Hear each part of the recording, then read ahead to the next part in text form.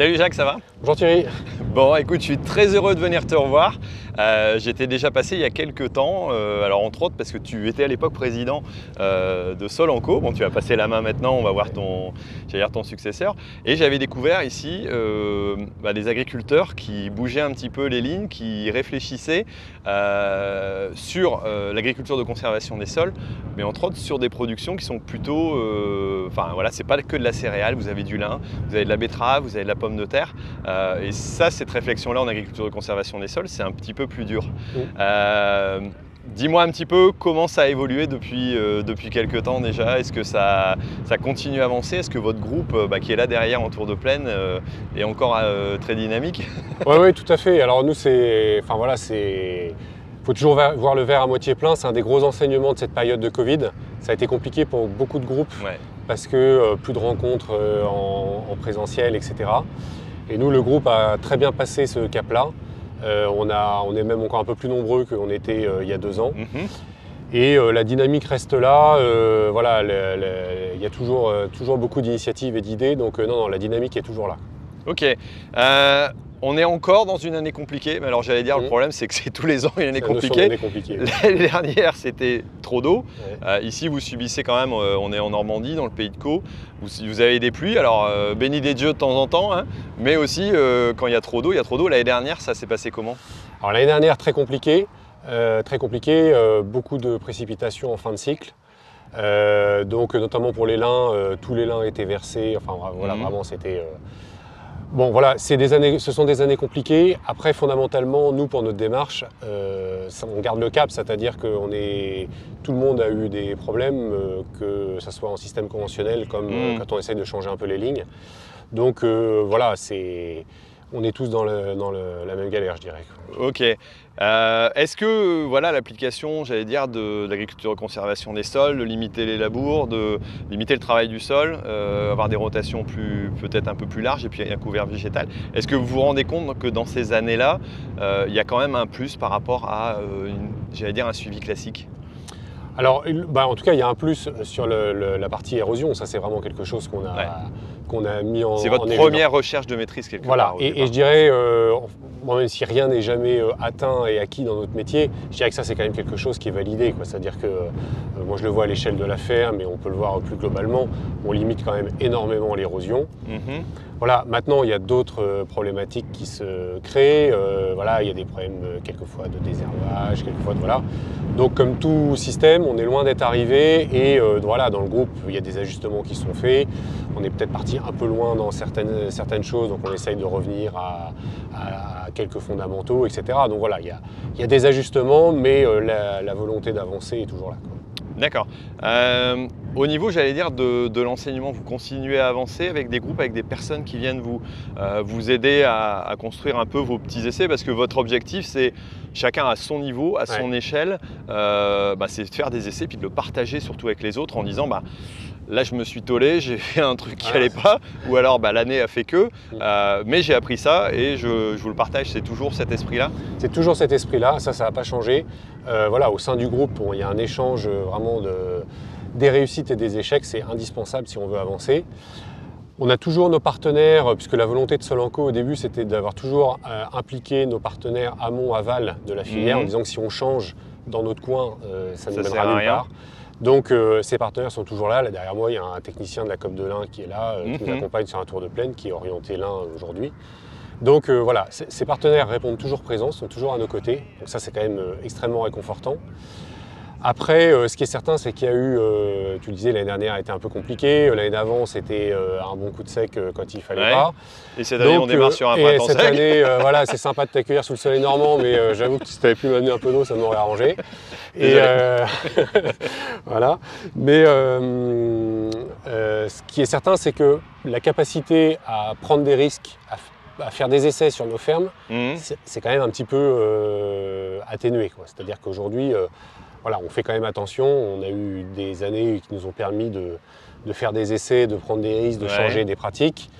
Là, l'objectif est toujours là, mais on fait quand même attention. Et vous limitez un petit peu parce que vous vous êtes rendu compte que dans des années j'allais dire anormal, dans un sens ou dans un autre, ben, ça amplifiait le mouvement, quoi. Alors c'est pas forcément que ça amplifie le mouvement, mais comme on a voulu changer beaucoup de choses en même temps, c'est-à-dire qu'il y a le levier travail du sol, il y a le levier des rotations, les couverts. Alors les couverts dans les années sèches comme ça, l'azote on maîtrise plus ou moins bien, etc. Et puis après on a voulu changer plein de choses aussi. Dans le groupe il y a des agriculteurs qui sont en bio pour tout ou partie, etc. Donc on a voulu créer, et on veut toujours créer des synergies dans ce domaine-là, sur la partie des herbages, sur le biocontrôle, sur plein de choses. Mais forcément, il y a des choses qui marchent, il y a des choses qui marchent beaucoup moins bien. On essaye, on tâtonne. Quand on a de la marge de manœuvre financière, on est plus enclin à tâtonner que quand on en a un peu moins. D'accord. Voilà. Donc c'est simplement sécuriser aussi les réserves de son exploitation. Alors, en plus des années où on nous promet des prix qui sont, j'allais dire, un peu plus, nettement plus élevés, tu dis tu ne vas pas non plus risquer de perdre un peu de rendement. Quelque part, ça joue aussi, je pense, sur la réflexion, quoi. Oui, ça joue sur la réflexion. Et puis, bon voilà, on ne va pas reparler de la période actuelle et toutes les incertitudes, mais on voit bien quand même que personne ne peut nous dire ce que seront les marchés amont, aval dans 1 mois, 6 mois, 1 an. Donc voilà, comme tout le monde, comme tout chef d'entreprise qui fait attention à son avenir, on essaie quand même de ne pas prendre trop de risques et d'être encore là l'année prochaine, quoi. Alors je me rappelle, parce que je l'ai écouté à peu près une centaine de fois en montant le reportage, tu disais aussi qu'il faut faire attention à ne pas avoir une alimentation à 2 vitesses. Quelque part, ça reste aussi un élément. Alors il y a des agriculteurs en bio, il y a des agriculteurs en conventionnel dans votre groupe.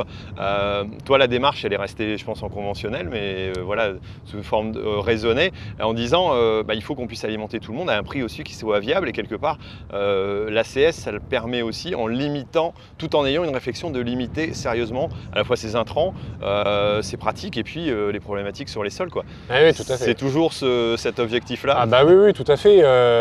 C'est vraiment, moi je pense que, et malheureusement le contexte actuel, je pense, nous donne un petit peu raison, quoi. C'est-à-dire que on s'est trop vite dit que l'autosuffisance alimentaire, c'était pas un problème, que les assiettes sont toujours remplies. Et puis là, tout à coup, mince. Là, tout d'un coup, mais comme pour beaucoup de choses, on a l'impression de redécouvrir les files d'attente. Voilà.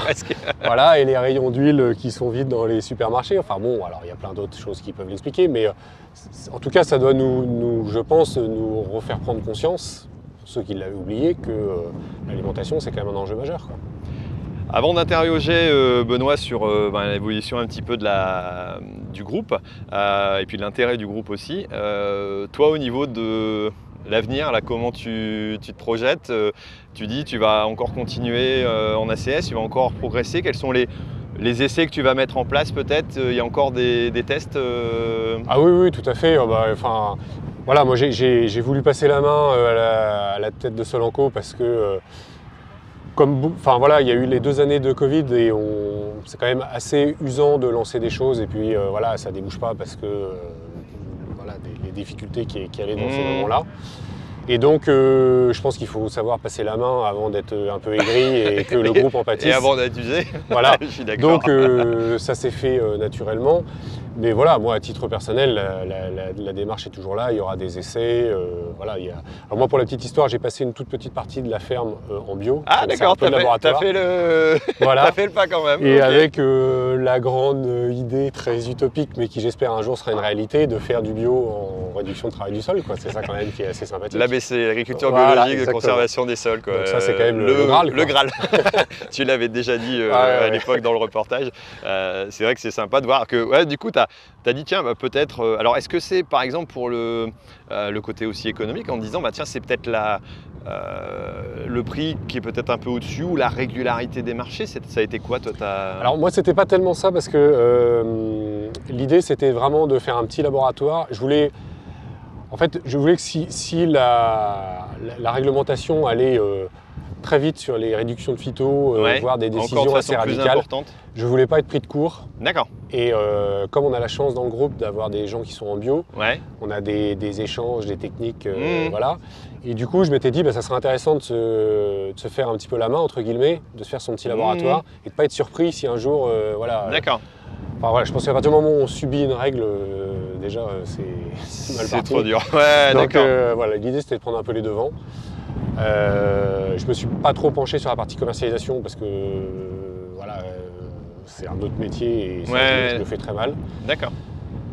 Mais voilà, Après, j'ai pas assez de temps pour suivre cette partie-là, donc c'est un peu compliqué. Après, c'est d'avoir des débouchés aussi qui correspondent aux productions que tu as, mais peut-être qu'au niveau secteur, ici, vous êtes quoi? Alors, tu es plutôt, sur la partie bio, tu es plutôt en céréales ou alors tu restes sur toutes les activités? En fait, l'idée, c'était j'ai fait un petit peu de pommes de terre qui était en vente directe, qui est en vente directe. Ouais. Et puis, du coup, j'ai construit une rotation sur cette parcelle autour de la pomme de terre. D'accord. Donc j'ai essayé plusieurs trucs, enfin, j'ai fait du maïs grain, des mélanges céréales, protéagineux, etc. Mais voilà, En restant dans l'esprit agriculture de conservation des sols aussi, j'imagine. Je vais être très honnête, assez rapidement, ça a craqué un peu. Tu as passé à la charrue? J'ai dû une fois ou deux parce que voilà, il y a un moment. Bon, après, il n'y a pas de. J'allais dire, faut pas non plus être sectaire. Et... nous, il n'y a aucun problème. J'ai même labouré une ou deux fois en conventionnel parce que quand il y a une problématique clairement identifiée. Ce qui est important, je pense, c'est chaque action, chaque opération, et c'est encore plus vrai avec le prix du GNR actuel. Ouais. Il ne faut pas que ça soit une action qui est faite par automatisme. Grosso modo, on le fait parce qu'on a l'habitude. Parce qu'on a l'habitude. Voilà. Moi, si j'ai labouré, c'est parce que je pense qu'il y avait un problème agronomique à régler, quoi.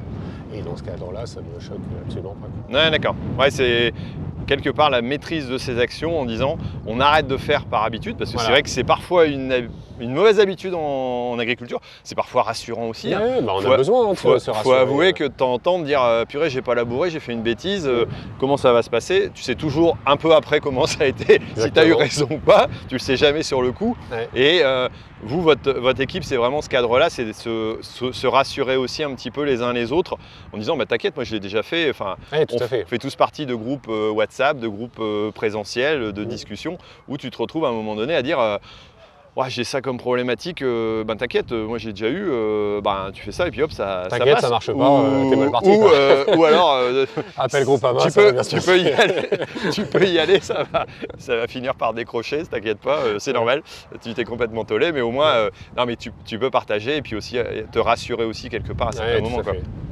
Bon, écoute, merci Jacques pour cette explication, je suis content de t'avoir revu. C'était sympa. Je pense que les auditeurs vont pouvoir te voir d'ici peu parce que le reportage complet, donc les 52 minutes, vont être proposés tout simplement à ceux qui ouvrent leurs portes aussi aux Journées nationales d'agriculture. Je ne sais pas si toi tu ouvres tes portes, parce que tu m'as dit dans le reportage, je rêve de faire des toutes de plaine avec mes voisins. Oui, c'est exactement ça. Et voilà, ça c'est prendre le temps, mais bon. Peut-être à l'avenir. Toujours dans cette période Covid, il y a beaucoup de projets de communication de Solenco qui sont tombés à l'eau, donc ok. Il faut...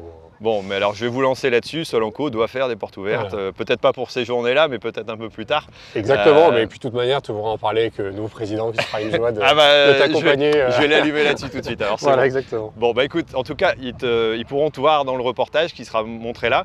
Et puis, je pense qu'on aura l'occasion de se revoir. Alors, peut-être que ce sera en visio parce qu'il va être diffusé aussi sur YouTube, et en essayant justement d'avoir les personnes, les agriculteurs que j'ai pu recevoir, et puis discuter avec eux de ce qui s'est passé depuis et des évolutions. Donc, en tout cas, merci de répondre présent, et puis on va continuer avec Benoît. Ok, ça marche, merci beaucoup.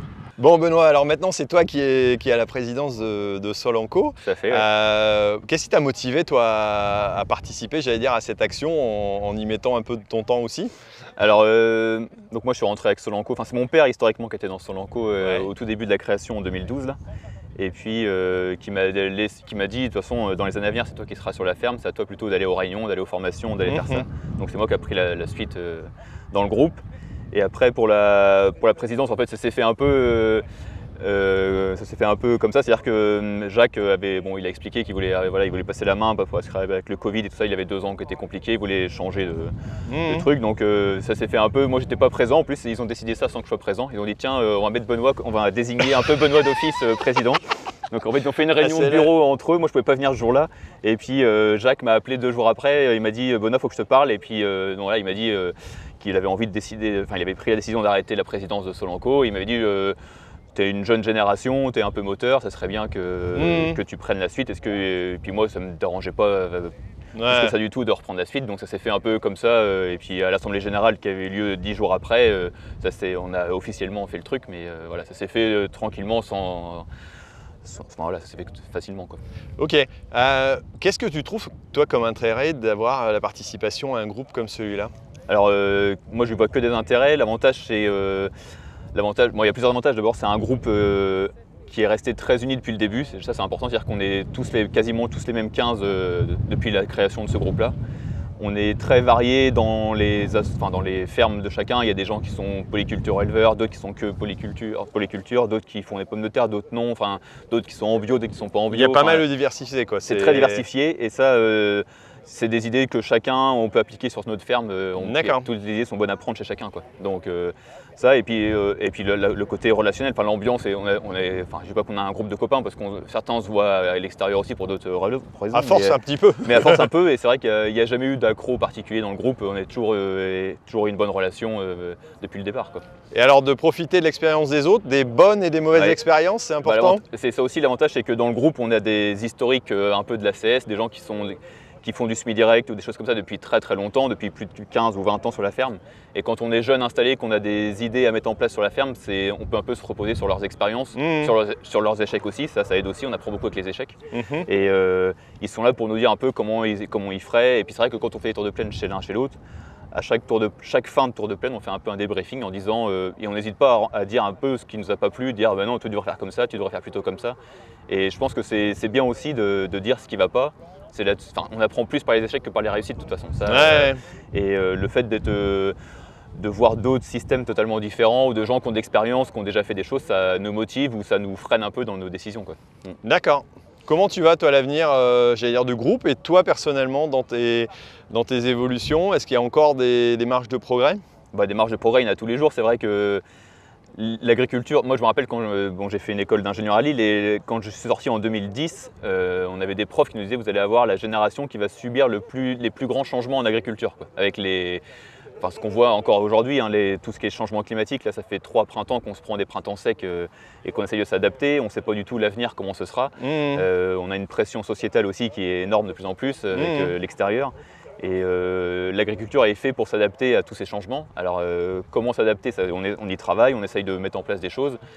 Et voilà, qu'on essaye de faire en sorte que ça aille mieux dans les années à venir, quoi. Ok. Et est-ce que tu vois, par rapport au début, un regard sur votre façon de faire qui a changé vis-à-vis des agriculteurs aussi? Est-ce que tout le monde, beaucoup plus d'agriculteurs se rendent compte que justement il faut bouger, quoi?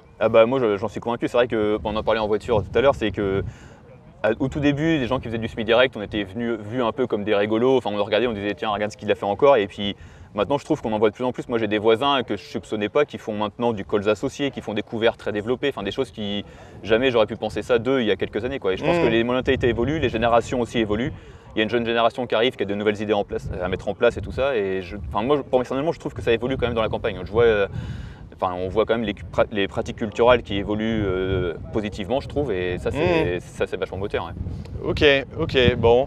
Écoute, je vais te souhaiter de pouvoir continuer avec toute votre équipe. Ah oui. Vous prenez encore des nouveaux dans le groupe ou alors c'est… Oui, alors ça c'est un peu des questions qu'on pose souvent, c'est est-ce que vous êtes un groupe fermé? Alors on a pris des nouveaux là récemment, c'est vrai qu'au début on leur disait ils sont un peu stagiaires entre guillemets pendant un an, voilà, ils voient un peu comment ça se passe. Et après ils rentrent dans le groupe. C'est vrai c'est un peu la critique qu'on peut recevoir souvent, c'est qu'on est un groupe un peu fermé, quoi. Parce que vous avez vos habitudes, parce que vous avez votre fonctionnement. Et puis c'est vrai qu'on a notre fonctionnement, on a notre relationnel aussi. Et quand on fait des tours de plaine, des formations, si c'est pour se retrouver à 40, on n'apprend pas grand chose, quoi. C'est vrai que le fait d'être entre guillemets, je pense qu'on a la bonne taille de groupe. À une quinzaine, on arrive à faire des choses qu'on ne pourrait pas faire à des groupes plus importants, quoi. Ouais. Puis des réunions régulières, un secteur qui est peut-être pas trop large aussi, quand même. En fait, on est différents secteurs. C'est vrai qu'on est assez échelonné sur toute la Seine-Maritime et on a en gros 3-4, géographiquement, on est 3-4 pôles un peu qui regroupent 3-4 agriculteurs à chaque fois, quoi. Donc ça c'est intéressant. Ouais. Ok, écoute, merci et puis bonne continuation au groupe. Pourvu que ça sème à d'autres agriculteurs, je pense qu'il faut prendre cet exemple-là quelque part en disant il est encore temps de justement mettre en place, de créer des groupes à partir de base, de changer. Il est grand temps de changer. Oui, tout à fait. Le meilleur moment pour planter un arbre, c'était il y a peut-être 20 ans, mais le deuxième meilleur moment, c'est maintenant. Donc il est encore temps de prendre le train en place, quoi. Tout à fait, oui, c'est ça. Bon, ça marche. Merci beaucoup. De rien.